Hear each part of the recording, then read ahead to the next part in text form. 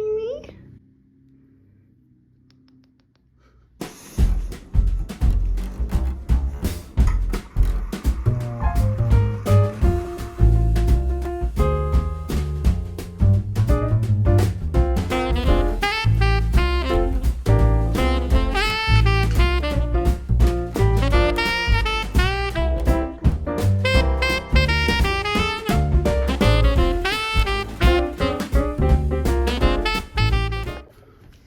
Everybody, it's nearly 3 o'clock and it's already about to be getting dark, but I haven't shown you my outfit of the day yet, which I'm really liking. These are some black wool trousers that I thrifted when I went to Copenhagen in September with Andrew. Definitely one of my like top 5 places I've ever been. I feel like it's as if you took New York but plopped it into a European city kind of vibe. It's really great.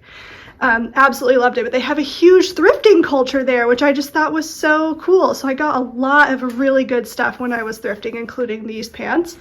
But the star of the outfit for the DIY fashion is this, it's actually a dress, but it's so lightweight because it's made out of a really lightweight silk charmeuse that I can tuck it into these pants because they have more volume in them and you can't really see it tucked into the pants, which is great. I actually wear this more as a top than I do as a dress, but I haven't cut it just in case I like want to wear it as a dress, and I just have this little cardigan over it to be cozy and comfy in the house. Hello everybody. The work day is complete. I just shut my laptop and now I'm going to head over to the kitchen to start cooking dinner. Tonight we're making a stuffed pepper soup. I love the flavor of stuffed peppers, like the actual stuffed peppers, but to me they're just so much faff and work for the vehicle.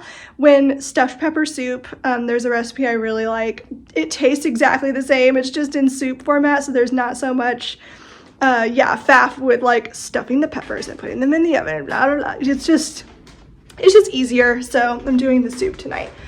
So I'm gonna bring my laptop into the kitchen, put on some YouTube Vlogmas while I am cooking, and get started on dinner.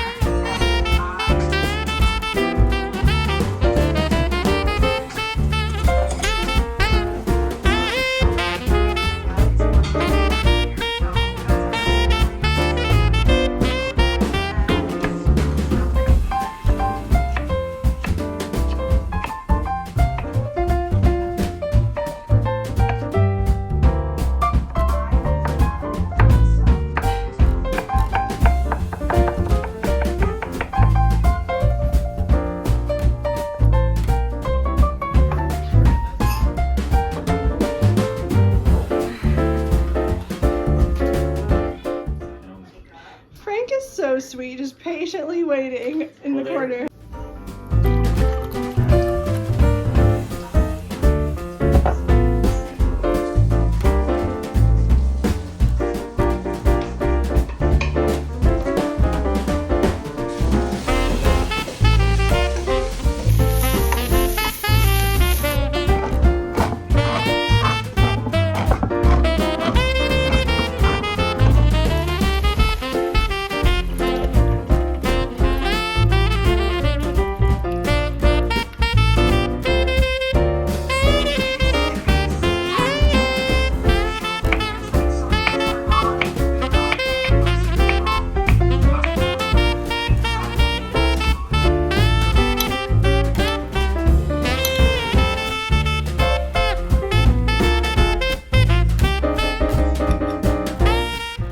Finished soup.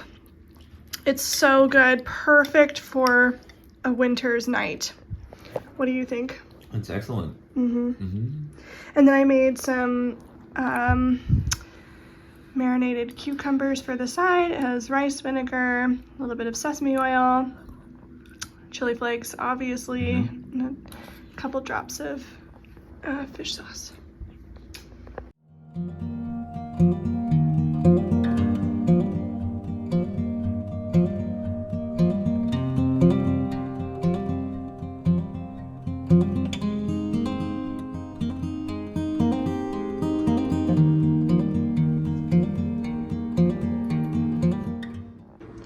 everyone. It is after dinner now. I've changed into some comfier pajama clothes and I have a mountain of laundry in front of me that I have just folded and I'm about to put away.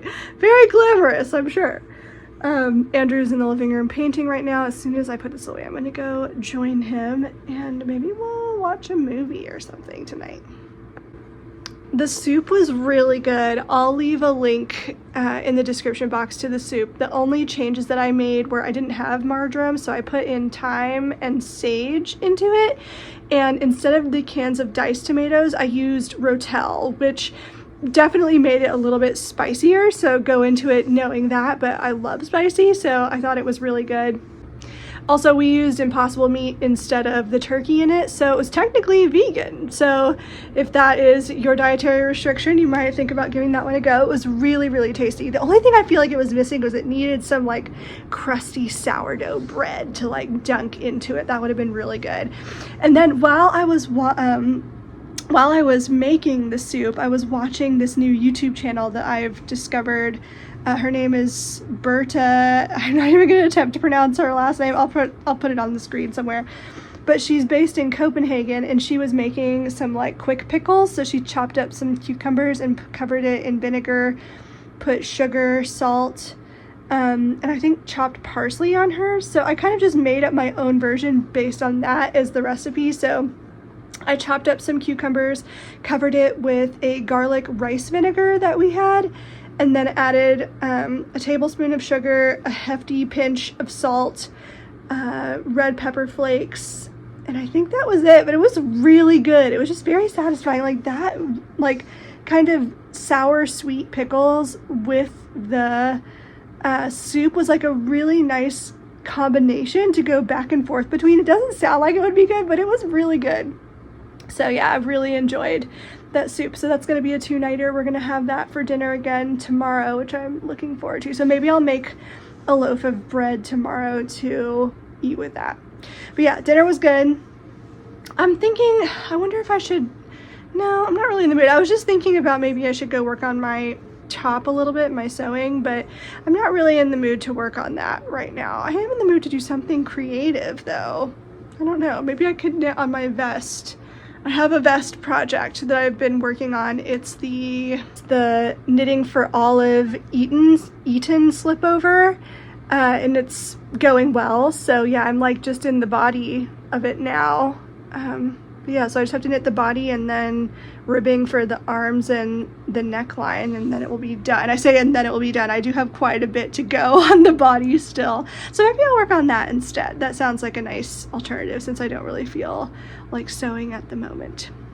Mary Lisa of Girl Meets Yarn has been making some more napkins in like seasonal fabrics for like a seasonal Christmas set. And it reminded me about the ones, I mean, not reminded me, we use them literally every day. Hold on, let me show you. I made these linen napkins, I don't know, maybe like 5 years ago at this point, and they're still going strong. Just literally put these back in here after a wash, and they're like started off a little scratchier because they're 100% linen, but as you wash them, they get softer and softer. So really like those. My only regret is that I didn't make them all in the same color. I mean, it's kind of fun. Like I like the suite of colors that I have, but I would like them better, I think, if they were all one color. It would like go more. It would just, I think, look better on a table if they were all matching. But I don't really have it in me to make more of them at the moment because they are so like boring to sew. I definitely use them. We use them every single day, so they're a worthy investment of your time if you're considering making napkins, because we don't have paper napkins, we just use the cloth ones that I made.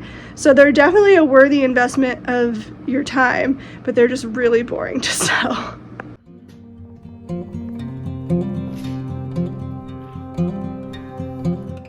Here's my Eaton slipover. I've joined it in the body and joined it in the round for the body a long time ago, but I haven't really knit that much of the body yet, so that's what I'm working on now. And then I just turned on The Fall of the House of Usher, a series that we started but only got like a little bit into this first episode. It looks pretty good, so we'll see how I'll let you know how it goes.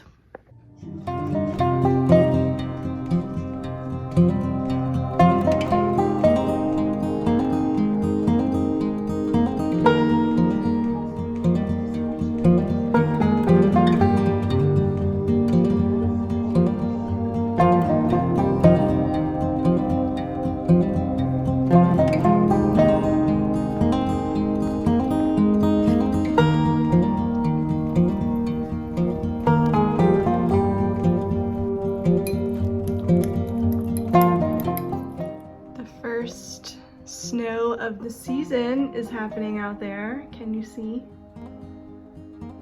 Can we just talk about how Marilisa of Girl Meets Yarn's crafting space is absolute decoration goals. Look at this beautiful garland that she has and how she's hung up her advent calendar. I don't know, it just looks so festive in her little like tree, little house village up there. It's so pretty. We have a sleepy baby. I thought I would show you guys in daylight my Knitting for Olive Eton slip over.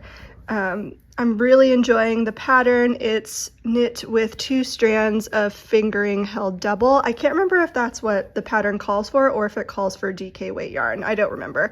But this is a merino cashmere nylon blend and it's just bare yarn. So I like that because then I know it's all the same color. I didn't really want any variegation in this, and it's also just nice and soft and has really good stitch definition, as you can see. I know blocking is really going to transform this as well, so I'm really excited about it. It's inside out right now because I'm knitting it in the round, but yeah, I'm working on the body now. It's going to be, I think, a little bit oversized, which is fine. I'm trying to decide how long I want to knit it. I don't want to knit this in a cropped length if it's gonna be oversized. Do you know what I mean? Well, I don't know. That's a tough choice. I typically knit things in a cropped length because I'm short-waisted and that just looks like better on my body. But I'm thinking if it's oversized, it might look kind of cool if it's more hip length and then I can kind of like do a half tuck with it or something. I don't know. And I feel like I could wear this in both, like really all seasons, honestly. Like I can wear it, of course, over turtlenecks and stuff like that for colder seasons. And then I think it would look equally good over a t-shirt in the warmer months. So yeah, I'm zooming along on it now. And it's very intuitive now that I'm like in the body, but I have to say the instructions for like all of this were very not intuitive for me. I'm trying to recall if I've ever knit a v-neck anything before. I can't remember, honestly. I think the only v-neck sweater that I started to knit was the Nordiska by Caitlin Hunter, but that was a raglan style, so it was different. So I don't know, it was just like I found the instructions for this kind of confusing. You would like cast on and knit this part and then cast on and knit this part and then cast on and knit this part. It was just like, and then join it together. It was very confusing. I'm not sure. The knitters can tell me if that's pretty usual for v-neck things with set-in sleeves. Even though this won't have a set-in sleeve, it's not a raglan. So I don't know, but I did find this part confusing. But now that I am on the body island, as they say, I'm zooming along on it and just really enjoying it. I have a row counter here to keep track of each repeat for the cable, because I think it's like 11 rows and then you knit the cable, 11 rows, knit the cable. So I'm kind of just going along until I get to a length that I like. I have plenty of yarn. I have, I think, like 10 skeins of that yarn. So I definitely will not use all of that for this project, so I'll have plenty left over to do something else with. But yeah, I'm really enjoying it. I'm in the kitchen making my lunch. Today I'm making the Martha's mango and mozzarella with young lettuces salad from the Salad Freak cookbook. It has in it lettuce, obviously, mango, mozzarella, and then I've added some pomegranate seeds and some roasted chickpeas to it that I just have and want to use up so they don't go bad. And then the dressing, which I'm in the process of shaking up, has lemon, Dijon, champagne vinegar, honey, olive oil, salt, pepper, and I think that's it. Yeah, so it's like a really good, like, sour, sweet, salty flavor that I really love, that combination together. Anything that has Dijon mustard in it on the dressing is an automatic yes for me.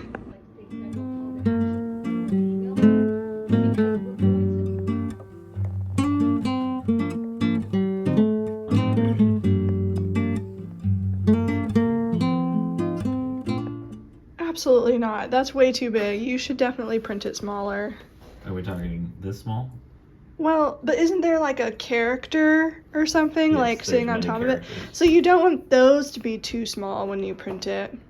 Andrew is talking through his next miniature painting project. He's 3D printing it. I think this would just be for fun though, so it doesn't have to be like, it's not a competition piece. It's just like. Yeah, but you still have to store this somewhere. What? My day 7 outfit of the day is my True Bias Nico top. I wear this top so much in the colder season. I've made this top at least 2 times now. I have another one in like a bright blue, and I'm trying to think if I've made it a 3rd time or not. I can't remember, but I have at least 2 of them. And then I've paired it with this skirt that I thrifted in Copenhagen that I really, really love. It has these really big patch cargo pockets on the side. It's black, so it's hard to see. And then tights, some black socks, my Sambas. And that's my DIY outfit of the day. Hello everybody! It is the end of the workday and I am in the sewing room, as you can see, getting ready to work on my top project. It's possible that I could finish this tonight. We shall see. Today I bought a vintage pattern. So Grace, aka Weezer Dreams, has been sharing her journey of making the perfect shacket. And one of her shackets, shirt plus jacket, in case you don't know what that means for some reason, one of her favorite shacket patterns she's looking at right now is this like vintage DKNY for Vogue pattern. And the second I saw it, I fell in love with it. I'll put a picture for you to see. I think it's a 1993 pattern. It is delightful. I'm dying to make this chore coat. I absolutely love it. So I looked on both Etsy and eBay. The patterns don't come in like 2 blocks of size ranges. This one comes in like blocks of 3 sizes usually. So I got the pattern that has 12, maybe it's 2 sizes, 12 and 14. It might have 12, 14, and 16, which might be, I might need the 10, but looking at the measurements on the pattern, it looks like I fall into the 12, 14 pattern size range. So I went by the actual measurements, even though on big 4 patterns, they always run large.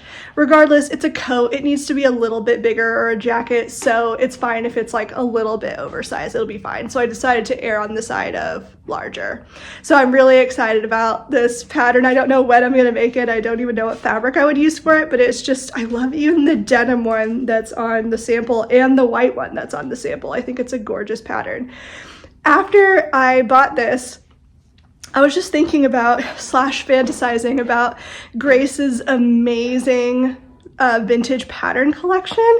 She has so many and they're so beautiful. I'm just like honestly dying to like poke around and take a look at them. So I messaged her and asked her like, hey, can we get together and I just like take a look at your pattern stash? Because I really just want to like look through them and make a list for myself of all of the ones that I really like, because she has such a well curated selection, I feel, and that will be a good way for me to like look at them. And then also of course hang out with her and bring some Prosecco and just like, yeah, hang out with Grace at her apartment. So I'm really excited. I think we're gonna do that probably in the new year, whenever I come back from visiting my family for the holidays. So I don't think you guys will see it on Vlogmas or anything like that, but yeah, I'm really excited to look through her vintage pattern collection. She has so many good ones. Like I know she has a lot of DKNY. I know she has a lot of Calvin Klein ones, and I adore those 2 brands as far as vintage patterns go. I don't have a ton of vintage patterns in my stash. I think I have maybe like a small handful, definitely less than 10. I want to say maybe even more in like the 5 range. Like depending on the brand, they can get to be quite pricey. So I don't buy them a lot, but I would love to start collecting them. Yeah, I'm really excited to someday look through her pattern collection. I'm like itching to take a look.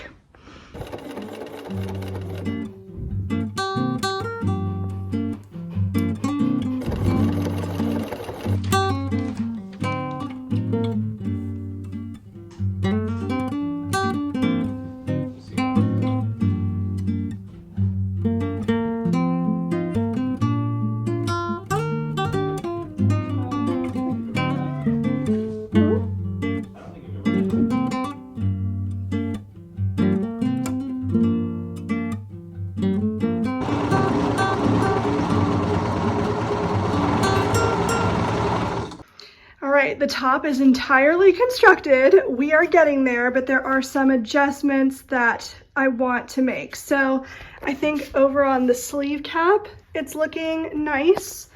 But this is attaching too low over here, so I think I need to gather up the band a little bit more so that it sits higher on the waistline right here. And the same for this one. It's basically just too long on the edge here. I think that will fix like the weirdness that's happening right here. I just want this to be like up a little bit more basically. But other than that, I think it's turning out really cute. This was the perfect fabric choice. It is a knit, it does have stretch, but it's more of a structured knit. I'd say like the stretch percentage is probably somewhere in like the 40% realm. So it's not super stretchy, which is great because it like holds you in basically. So it's good for like a bodysuit, which is what this pattern is, but I chop it into a top because bodysuits and my proportions are just weird for bodysuits. Every time I try to make one, it never really turns out. So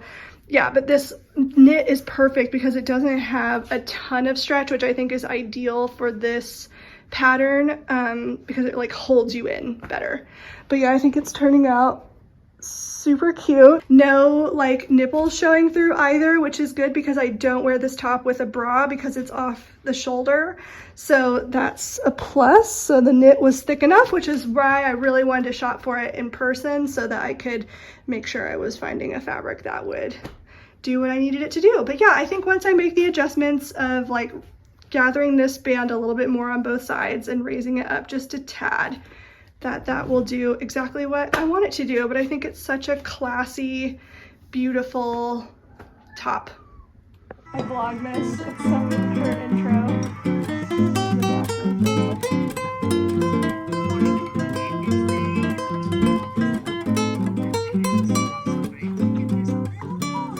Hey everybody, it's Jaclyn from the next day. I just wanted to say, I don't know why I feel compelled to apologize. This vlog I feel is a little bit boring. We didn't like go out much in the past couple days. That happens sometimes, it's real life, you know, but this weekend we'll be going out into the city more, so there will be more exciting things to show you, I think. But I didn't want to like make up stuff for the sake of Vlogmas this year. I just wanted to keep it sustainable and give you a real glimpse into my life, so hopefully you're enjoying it. All right, I'll see you in the next one. Bye.